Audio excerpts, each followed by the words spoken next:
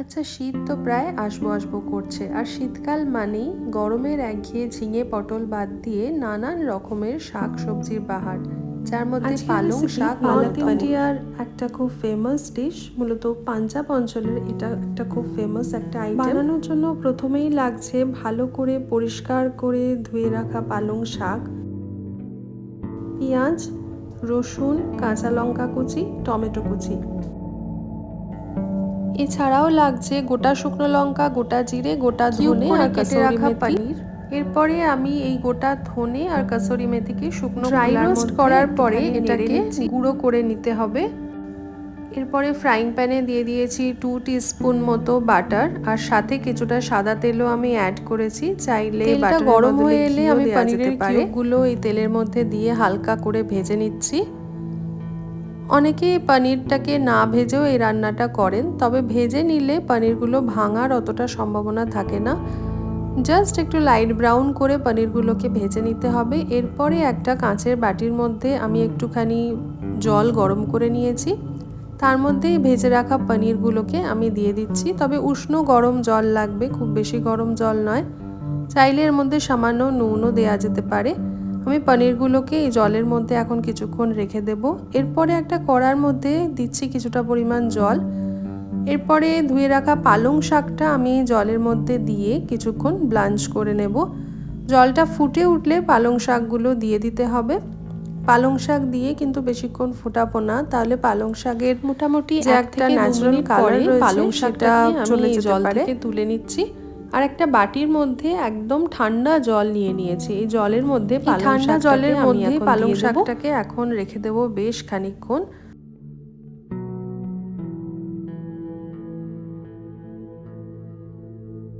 কিছুক্ষণ রেখে দেওয়ার পরে পালং শাকটাকে আমি জল থেকে তুলে নিচ্ছি। জলটা ভালো করে নিংড়ে নিয়ে পালং শাকটাকে আমি মিক্সিং জারের মধ্যে দিয়ে দিচ্ছি।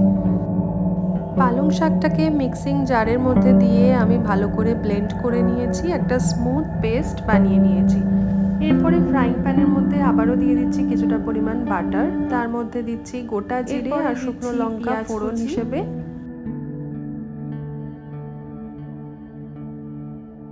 পেঁয়াজটা হালকা একটুখানি ভাজা ভাজা হয়ে গেলে এর মধ্যে দেব আদা রসুন কুচি। আমাদের বাঙালিদের মধ্যে যদিও বা পালং শাক ভাজা বা পালং শাকের তরকারিটা খাওয়ার প্রচলনই বেশি, তবে মাঝে মধ্যে স্বাদের বদল করে এই পালক পনির কিন্তু রাত্রিবেলা একবার ডিনারে বানিয়ে নেওয়া যেতেই পারে। ওখানে ভেজে নিতে হবে মোটামুটি ভাবে। আগে ভাজা ভাজা করে রাখা মশলাটা আমি এর মধ্যে দিয়ে দিচ্ছি, ভালোভাবে একটু নাড়াচাড়া করে নিয়ে এরপরে আমি দিচ্ছি এর মধ্যে টমেটো কুচি,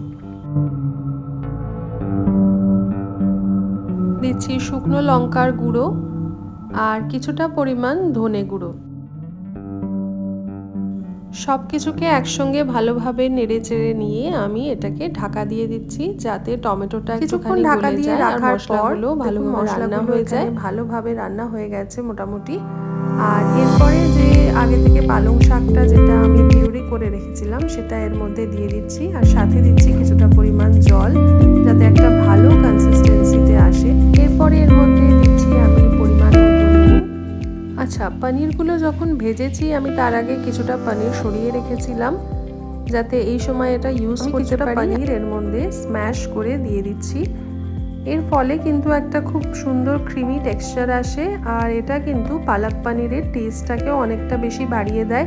কারণ পালক পনির রান্না করলে অনেক সময় পালং শাকের যে একটা গন্ধ থাকে সেটা অনেকেরই পছন্দ হয় না। এই প্রসেসে একবার নিশ্চয়ই ট্রাই করে দেখবেন বাড়িতে, খুবই ভালো টেস্ট হয়। এরপরে দিচ্ছি এর মধ্যে পরিমাণ মতো চিনি, আর একটু ওই গুঁড়ো যে মশলাটা তৈরি করে রেখেছিলাম সেটাও অ্যাড করে দিচ্ছি, আর দিচ্ছি কিছুটা পরিমাণ ফ্রেশ ক্রিম। এরপরে আগে থেকে ভেজে রাখা পনির কিউবগুলোকে আমি এর মধ্যে দিয়ে দিচ্ছি। পালং শাকের সাথে পনিরগুলোকে খুব ভালো করে মিশিয়ে নিতে হবে, হালকা হাতে ভালোভাবে নাড়াচাড়া করে নিতে হবে, আর আঁচ কমিয়ে কিছুক্ষণ রান্না হতে দিতে হবে। তাহলে বাটার নান অথবা এমনি হাত রুটির সাথেও এই আইটেমটা একবার বাড়িতে ট্রাই করে দেখবেন, আর কেমন লাগলো অবশ্যই জানাবেন। ভালো লাগলে চ্যানেলটাকে সাবস্ক্রাইব করে দেবেন।